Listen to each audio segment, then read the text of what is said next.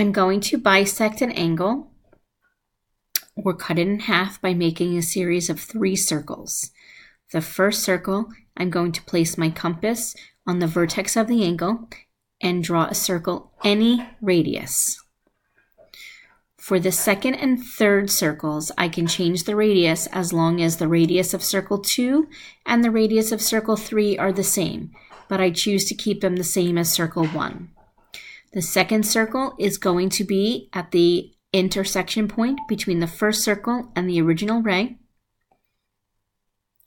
And the third circle is going to be at the intersection of the first circle and the original ray.